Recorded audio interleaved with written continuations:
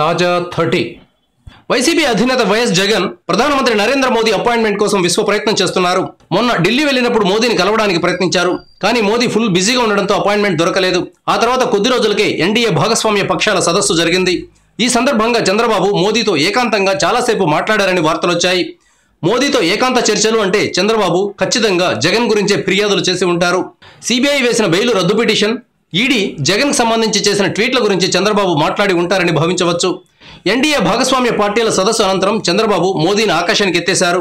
Of course Modi గెలిచిన దగ్గర నుంచి చంద్రబాబు ఆయన్ను ప్రశంసిస్తూనే ఉన్నారనుకోండి. కానీ ఈసారి మోదీని పొగడడానికి మాత్రం ప్రత్యేకత ఉంది.